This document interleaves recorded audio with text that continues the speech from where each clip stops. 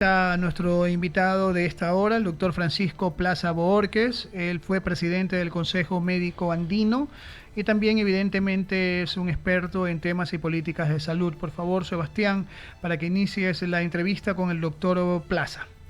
Doctor Plaza, buenas tardes, ¿cómo está?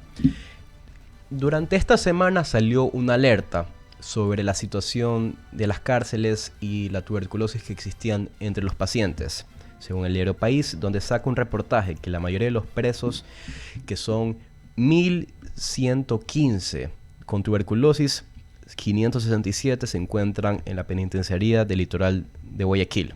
¿Nos pudiera comentar cómo esta enfermedad ataca a las personas y de qué manera se la puede tratar aún estando en un centro de preventivo de libertad? Licenciado Sebastián, licenciado Mauricio, muy buenas tardes. Un afectuoso saludo también para quienes nos ven y nos escuchan a través de I99. Mire, el que haya tuberculosis en las cárceles no es ninguna novedad, siempre lo ha existido. Okay. Lo que pasa es que ahora hay un rebrote, un incremento del número de casos, incluso el gobierno anuncia oficialmente que hay 7 fallecidos por este rebrote o repunte de la tuberculosis. Los centros carcelarios, por lo general, son focos de esta enfermedad infectocontagiosa y siempre hay que mantener sobre ellos una vigilancia epidemiológica estricta, que es lo que parece se ha perdido en los últimos años. De entrada, si tenemos aquí en Guayaquil 500 casos de tuberculosis, amerita que se haga con estos enfermos que están detenidos un cerco epidemiológico para evitar que contaminen al resto de los detenidos y estos a su vez sigan contaminando a la población, que en muchos sectores es vulnerable, porque un estudio que hizo aquí una ONG indicaba que aproximadamente entre un 10 o 15% de la población infantil no cumple con el esquema de vacunación adecuado para enfermedades infectocontagiosas, en especial a la tuberculosis. Y si eso sumamos también las condiciones precarias en que viven estas personas y la muy mala alimentación, el panorama se vuelve mucho más difícil, porque la mala alimentación, la desnutrición, las bajas de las defensas están ligadas íntimamente con el desarrollo de esta enfermedad, que también en muchos casos va de la mano con infecciones con el VIH o SIDA. Mi estimado licenciado Sebastián. Ahora, partiendo de las condiciones que puede tener, digamos, un recluso, tanto de alimentación como de higiene, el tema pulmonar que les afecta de manera muy fuerte, ¿de qué manera estas personas que ya han fallecido lamentablemente por esta enfermedad, deben existir personas con sospechas que puedan tener esta enfermedad? ¿De qué manera se debe reorganizar el sistema penitenciario para que unas personas que no la tienen estén aisladas de lo que sí las tienen? Eso es lo que se llama cerco epidemiológico, y eso correspondería más que a la autoridad policial, a la autoridad de salud. Okay. Pero usted sabe lo difícil que es ahora entrar o penetrar a una cárcel, y peor implementar un programa médico para controlar una epidemia. Había que idearse estrategias dando educación para la salud a la población de detenidos, alertándolo de los peligros que no deben estar mezclados unos con otros, porque no solamente corren riesgo ellos, sino también toda la familia, todos los amigos que lo visitan, y por lo tanto es importante el cerco epidemiológico, y en ese cerco establecer si estos pacientes fueron o no vacunados en algún momento y si han recibido el tratamiento adecuado, que es multidrogo, o sea, se utilizan muchas drogas en el tratamiento. Hay un triplete que es muy conocido, que es la isoniazida, la rifampicina y el etambutol. También hay que hacer estudios para ver si los productos que están dándose a los enfermos con tuberculosis son de buena calidad o no. Y ese estudio debería hacerlo el instituto pertinente, en este caso que es el INPI, haciendo estudios de laboratorio para ver la bioequivalencia, el gramaje y la efectividad y la bondad de los productos, y no solamente limitarse a una convalidación de tipo documental del vendedor, que a la final nos está vendiendo un producto que no es muy bueno, y eso lógicamente no va a combatir de una manera efectiva la enfermedad, más aún es un peligro porque los pacientes se agravan y también genera drogoresistencia para el tratamiento de la tuberculosis. Sí, doctor, justamente el ministro de Salud mencionaba que ellos como ministerio dan el diagnóstico, dan la medicación, pero no pueden obligar a la persona a ingerir esta medicación. Ahora, ¿nos pudiera comentar cuáles son los síntomas que una persona puede tener para diagnosticar que sí, pues, efectivamente es tuberculosis? ¿Cómo nos podemos notar desde los síntomas? Los síntomas clásicos de la tuberculosis son una tos persistente que a veces no cede a los antitusivos clásicos, también fiebre, palidez, baja de peso y pérdida del apetito. Eso es básicamente los síntomas capitales, sin dejar de mencionar los esputos con sangre, que es un signo y síntoma clásico de que el paciente está enfermo de tuberculosis y en fase activa. Eso también es importante diagnosticar si está en fase activa o no. Y con respecto a las declaraciones, que no es problema si el paciente toma o no la medicación. Para eso debe implementarse un sistema que asegure que el paciente use las medicinas y se las administre adecuadamente. Si no, pues no vamos a poder controlar aquí ningún tipo de brote epidémico, porque los pacientes o la población haría lo que le da la gana, y cualquier medida de prevención que se pueda implementar va a caer en saco roto. Eso no se puede permitir. Hay que buscar estrategias que miren y constaten que el paciente está siguiendo el tratamiento de una manera adecuada y oportuna, para de esa manera combatir el brote y proteger en este caso a los demás internos. No se olvide de que a nivel del país se han denunciado en los últimos meses aproximadamente 10.000 casos de tuberculosis, y que no solamente el foco está en la penitenciaría, sino también a nivel de muchos sectores de la población, donde también habría que hacer un trabajo por parte del personal especializado en control de enfermedades infectocontagiosas y enfermedades epidémicas. Este control lo ejercía de una manera óptima, eficiente, el Instituto Nacional de Higiene Leopoldo Izquieta Pérez, porque permitía aislar rápidamente los focos, y aislando rápidamente los focos se puede combatir de una manera efectiva una epidemia. Pero el instituto dejó de existir por el año 2012, y las consecuencias de su falta de actividad y operatividad al desaparecerlo se están haciendo presentes y patentes en cada momento, con ejemplos de esta naturaleza. Doctor Plaza, le saludo a Mauricio Icaza y me sumo a sus palabras con respecto a la Izquieta Pérez. La verdad que no solo Guayaquil, creo que el Ecuador entero lamenta lo que hicieron con el Izquieta Pérez. De haber con nosotros podido conservar al Instituto Izquieta Pérez, pues pudiésemos haber enfrentado muchas situaciones que se pusieron cuesta arriba por su ausencia. Retomando un poco el tema de este brote que hay en la penitenciaría del Litoral, ¿cómo hacer el cerco epidemiológico en un lugar donde hay un alto hacinamiento?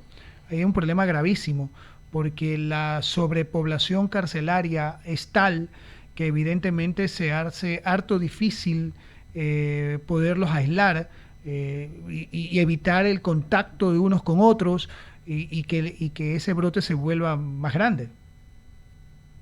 Es bien difícil, como usted lo dice, y tendría que entrar una brigada médica para ver cuáles son los pacientes o los internos que están en fase activa de la tuberculosis y buscar la manera de a ellos aislarlos, porque si no, pues esto no se va a poder controlar. Y aquí viene otra situación muy importante. Hasta el año 2012, 2013, 2014 también existía el famoso hospital neumológico Alfredo J. Valenzuela. En ese hospital iban los pacientes de tuberculosis que estaban en fase activa y también pacientes que tenían enfermedades infecto-contagiosas en fase florida, lo que antes era LEA. Mire cuánto nos hubiera servido en este momento, porque todos esos pacientes con la vigilancia pertinente deberían haber ido a ese hospital para ahí ser tratados adecuadamente y por el tiempo necesario hasta que pase su fase activa, se vuelvan a la vaciloscopía se haga negativa y ellos puedan regresar nuevamente al sitio de detención. Pero el hospital también lo desaparecieron. Era un hospital donde había un personal muy bien formado y entrenado para tratar esta enfermedad. ¿Cree que ambas decisiones fueron antitécnicas, doctor? ¿Cree que ambas decisiones, el desaparecer LEA, el desaparecer Elisquieta Pérez, fueron antitécnicas? Fueron totalmente antitécnicas, desgraciadas e infelices, porque como usted ve, el pueblo es el que está pagando los platos rotos y estamos sufriendo todos el peligro de contraer esta enfermedad que está en pleno rebrote o repunte. Prácticamente es un brote epidémico de la tuberculosis y hay que actuar de una manera rápida, oportuna, tomando las medidas epidemiológicas que el caso amerita. Aquí también nos está haciendo mucha falta el Hospital Neumológico Alfredo J. Valenzuela Olea, que nos hubiesen en este momento servido de mucho, porque ahí iban los pacientes que estaban en fase aguda a tratarse y lógicamente los casos, la mayoría de pacientes que ingresaban al neumológico salían muy bien, prácticamente curados y quedaban siempre bajo control, porque estos pacientes tampoco se los pueden mandar tranquilamente a casa, sino que hay que estarlos vigilando periódicamente con exámenes y con radiografías, especialmente de los pulmones. Doctor Plaza, usted señaló de que este brote también está en otras partes o se ha ubicado en otras partes de la población, que no se circunscribe exclusivamente a la penitenciaría. Podemos llegar a pensar de repente de que quizá el hecho de que estos pacientes o estas personas con la enfermedad que a lo mejor no fueron diagnosticados recibieron visitas de familiares o de amigos y de repente se produjo ese contagio y hay el riesgo de que esas otras personas contagien a otros. Claro, de hecho, porque estas personas pueden infectarse de ley si hay una proximidad estrecha o íntima con el enfermo. La persona se va a infectar e infectada puede transmitir la infección a otras personas con las que ellos se ponen en contacto. Ojo que estoy hablando de infección, no es lo mismo infección con enfermedad.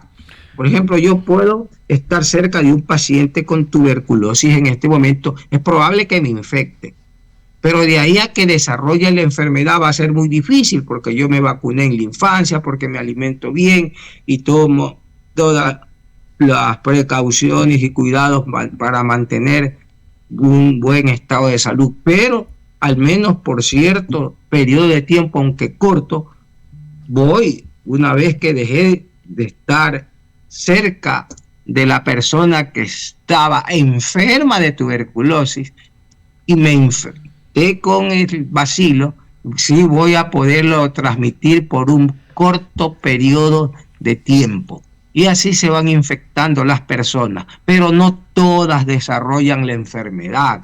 Desarrollan la enfermedad aquellos que no han sido vacunados, aquellos que tienen sus defensas bajas, como Pero los quien no pacientes desarrolla la que enfermedad tienen quien no desarrolla la enfermedad puede convertirse temporalmente en habitáculo del virus y puede contagiarlo a otra persona o no.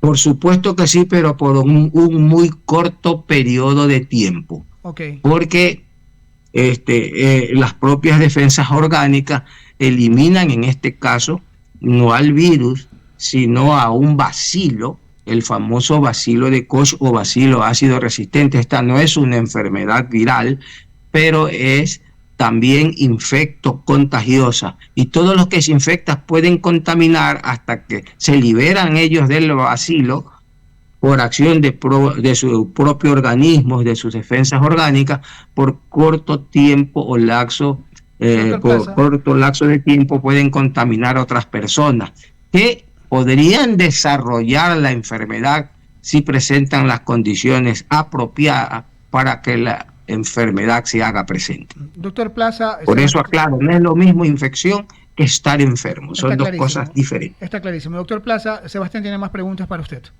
Ahora, doctor, el tema de salud de los pacientes que tienen esta enfermedad y también sobre el tema de salud y físicamente cómo se encuentran los reclusos que están en este tipo de cárceles, ellos tienen un estado físico alarmante, según menciona el diario, donde lucen cadavéricos, con la piel pálida, tienen signos evidentes de desnutrición y además, como usted mencionaba bien, en temas de poca higiene. Ahora, ¿cuáles son las medidas necesarias, tanto de salud, tanto de nutrición, tanto que les dé el sol, que deben aplicar el gobierno nacional para ayudar a estos pacientes que no sufran estas condiciones muy precarias y puedan tener, digamos, una vida digna dentro de las cárceles? Básicamente dos cosas. En primer lugar, asegurarles una alimentación adecuada, porque sin buena alimentación, el paciente tuberculoso o cualquier enfermo no se va a curar. Por ahí hay un viejo dicho popular que dice que enfermo que come no muere, pero no es comer simplemente, hay que alimentarse bien, asegurando una buena ración de proteína. Y en segundo lugar, iniciar con ellos inmediatamente el tratamiento. El tratamiento, pues, que es de múltiples componentes, ya le mencioné uno de los que más se usa, con la isoniazida, la rifampicina, el etambutol, y si es drogoresistente, por A o B motivos, hay también una línea terapéutica de segunda línea para los casos que hayan resistencia a las drogas clásicas. Es decir, eso es básicamente lo que hay que hacer: iniciar el tratamiento e iniciar la alimentación y en lo posible tratar de mejorar las condiciones de vida de estos reclusos y tenerlos aislados en un sitio especial hasta que ellos mejoren clínicamente y dejen de ser activos en cuanto a la fase aguda de la enfermedad, y eso se hace a través del examen de la vaciloscopía y también mediante estudios de radiografía pulmonar. Eso es lo que hay que hacer en este momento. Si no damos buena alimentación y no administramos la medicación, no se va a poder controlar el brote, que no solamente está afectando la cárcel aquí en Guayaquil, sino que hay enfermos de tuberculosis en todas las cárceles del país. Así es. Por eso es muy necesario a todos los oyentes, los radioescuchas, que debemos de escuchar a los expertos, a los que conocen esta materia, a los doctores que tienen décadas de experiencia de cómo podemos evitar los problemas que ocurren dentro de este país en temas de salud y cómo el gobierno nacional puede generar medidas necesarias para salvar a las personas que tienen esta enfermedad y prevenir, lo más importante, prevenir este tipo de enfermedades dentro de la cárcel. Ahora, doctor, un último mensaje que le pudiera dar a todos los ciudadanos en esta etapa de el invierno, donde llueve bastante, existe este aire caliente, el tema de la refrigeración, todo este tema, ¿qué hacer durante esta época invernal? ¿Qué debemos de evitar? Que se cuiden, que eviten los cambios bruscos de temperatura, que se alimenten adecuadamente, que hagan 3 comidas diarias en el horario pertinente, que duerman 8 horas por lo menos, y que cuando tengan que asistir a lugares de gran concentración, especialmente cuando se suben al transporte público como la metrovía, ahí debería ser obligatorio el uso de la mascarilla, porque estas enfermedades están circulando por todos lados y la mascarilla en algo nos protege. Eso debería ser una medida a contemplar por parte de las autoridades municipales en este caso, ¿no? Y también cuidarse mucho de los mosquitos a través de el uso de mosquiteros, a través de repelentes, y exigirle no solamente a las autoridades de salud, sino a las autoridades nacionales que por favor fumiguen, que hace tiempo que no lo hacen o lo hacen de una manera muy irregular, y ahora que estamos en una fase muy cruda del invierno, hay un brote alarmante también de dengue. Hay denuncia de 2 personas que han fallecido en este año, deben haber más porque siempre nosotros tenemos subregistros. Hacer la batización, hacer también la fumigación, dar instrucción o educación en salud a las personas para que se protejan, y por supuesto que tienen que tomar todas las medidas y condicionamientos necesarios desde el punto de vista epidemiológico, porque cuando pase el periodo agudo de lluvia y empiecen ya a disminuir las aguas, ahí el rebrote va a ser peor. Y si no tomamos las medidas pertinentes en este momento, nos vamos a estar lamentando por este y otro tipo de enfermedades que se harán presentes debido a la época, en verdad, por la que estamos atravesando. Así es. Doctor, muchas gracias por darnos todas las recomendaciones, la explicación tan didáctica sobre la situación que se encuentra en las cárceles y por el conocimiento que nos da dentro de esta entrevista. Muchas gracias. Para mí un gran placer y un gran honor esta oportunidad. Cordiales saludos para todos. Una linda tarde y noche para todos quienes nos ven y nos escuchan. Muchas gracias, doctor. 18:27. Continuando con el programa, abrimos el espacio de menciones publicitarias. No te